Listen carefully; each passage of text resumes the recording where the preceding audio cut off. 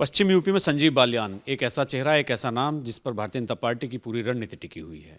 मैं अभी मुजफ्फरनगर में उनके आवास पर हूं, उनसे बातचीत करते हैं। आज मतदान भी शुरू हो चुका है और वो मतदान अभी अपने गांव में करने जाने वाले भी हैं। तो क्या भारतीय जनता पार्टी की यहां पर रणनीति है, तो अभी उनसे एक बार बात करते हैं। संजीव जी, अभी मतदान भी शुरू हो गया है, प्रक्रिया शुरू हो गई है, लोग आने जाने लगे हैं। मौसम बहुत सर्द है, चिल्ड हो रखा है बिल्कुल, लेकिन सियासी तपिश बहुत है। हाँ, ये तो है।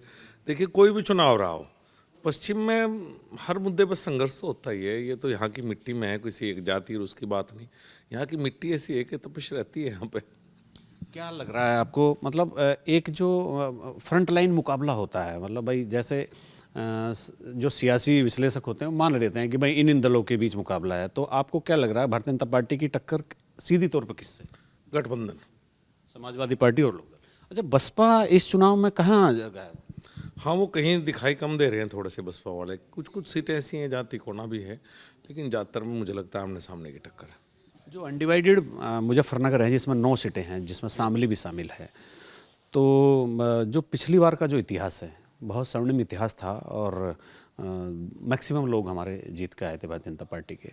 तो इस बार क्या है, इस बार रहने वाला है? हाँ, पिछली बार 9 में से 8 सीटें हमारी थी, हम 1 सीट हारी है।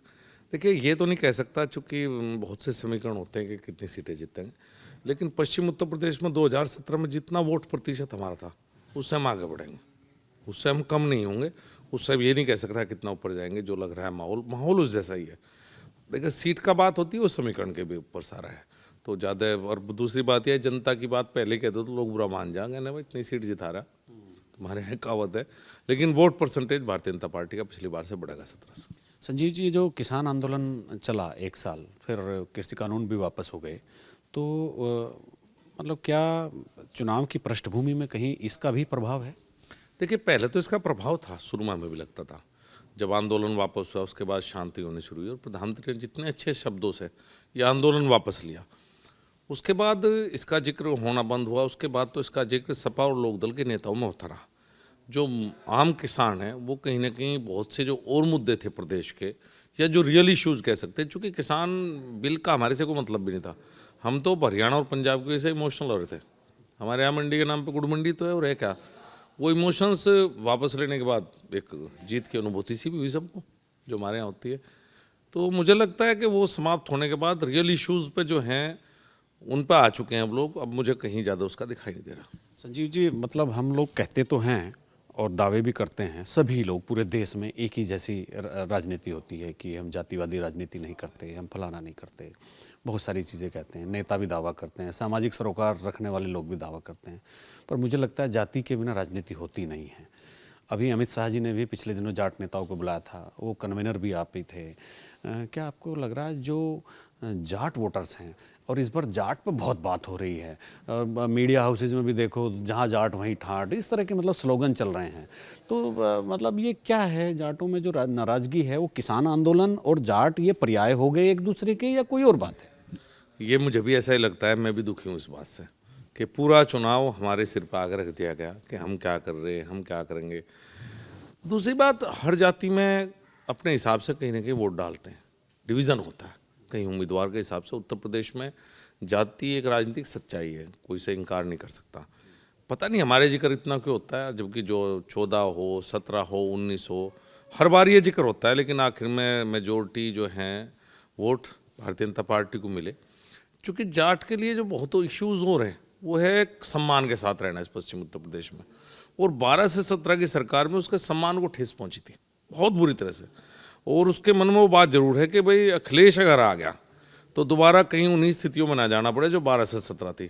जो उनका स्वाभिमान, मान सम्मान की बात है, वो बहुत बड़ी है हमारे लिए। तो मुझे लगता है कि जो नाराज़गी और इश्यूज को लेकर थी, वो धीरे धीरे दूर होकर आज जब वोट डालने जाएंगे तो सब इसी मुद्दे पर आ जाएंगे, भाई यही सरकार बढ़िया, कम से कम मान सम्मान इज्जत तो है।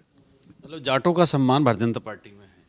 हाँ, मुझे तो ऐसा ही लगता है। 12 से 17 तो शहर में भी आना छोड़ दिया था हमारे वालों ने। लेकिन लोग कहते हैं, जो जानकार लोग हैं, कि अगर चौधरी अजीत सिंह को हराने के बाद संजीव बालियान जी को एक बहुत महत्वपूर्ण पोर्टफोलियो भी भारतीय जनता पार्टी ने नहीं दिया, तो कौन से वाला सम्मान है?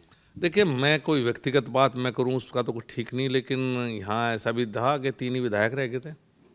यहाँ आज तो 4 मंत्री हैं प्रदेश सरकार में, 7 जिला पंचायत अध्यक्ष हैं और बहुत सी बात है, मैं अकेला कोई वो नहीं हूँ, और मैं जहाँ हूँ संतुष्ट हूँ। मुझे मुजफ्फरनगर पश्चिम में घूमने का शौक़ है, तो ऐसी पोर्टफोलियो के साथ घूम सकता हूँ, नहीं दिल्ली ज़्यादा रहना पड़ता। फिर जो दिल्ली लखनऊ के नेता, मैं भी ऐसा ही हो जाता। अच्छा, जो जाट वाली जो बात हो रही है संजीव जी, चूँकि मैं भी एक पत्रकार हूँ और मैं भी उसी कास्ट से बिलोंग करता हूँ, तो फील मुझे भी आता है बिरादरी क्या कर रही है, और आप ही के क्षेत्र से हूँ, आप मेरे सांसद भी हैं।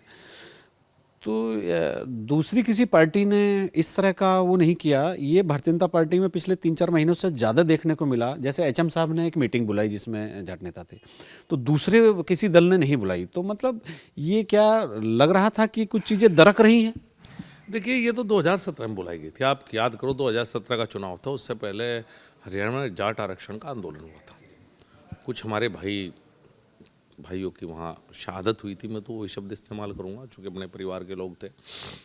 उसके बाद यही इसी तरह के सवाल जवाब थे जैसे अब है हमारे बारे में।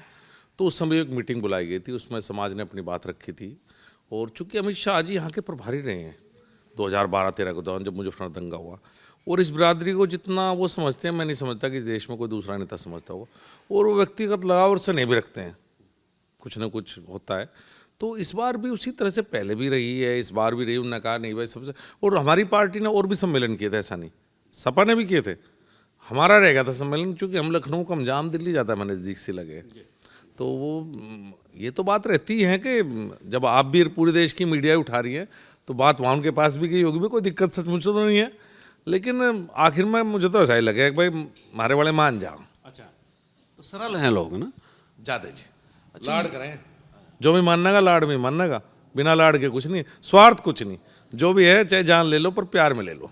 अच्छा संजीव जी, ये जो पिछले दिनों राजनीति का एक दूसरा चेहरा यहाँ देखने को मिला, अचानक ही एक वेव आई। योगी जी बोलते हैं मैं यहाँ शिमला बना दूंगा, गर्मी निकाल दूंगा। फिर जयंत जी का एक भाषण वक्तव्य आता है, मतदाताओं को वो आह्वान करते हैं कि भाई इनकी चर्बी बहुत चढ़ गई है, मतदान करके चर्बी उतार दो। मतलब ये जो बयानबाजी है, ये आपको लगता नहीं कि थोड़ा सा मतलब किसी न किसी को गलत दिशा में भी प्रेरित करती होगी?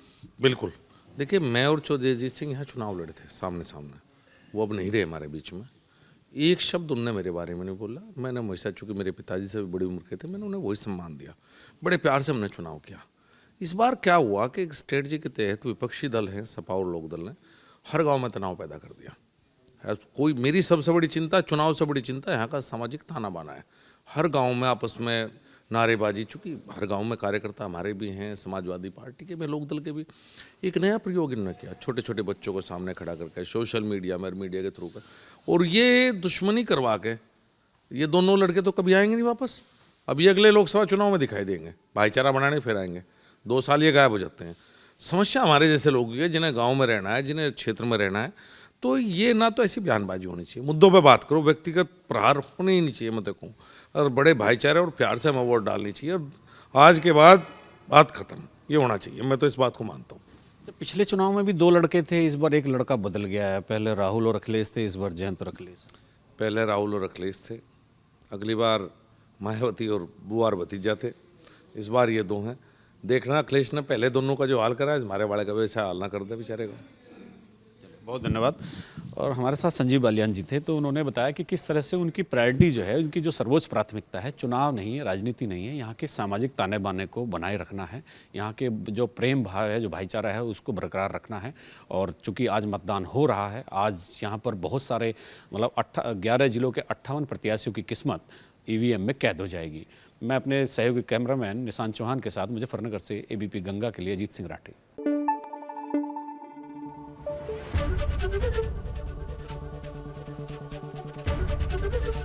ABP गंगा, खबर आपकी, जुबान आपकी।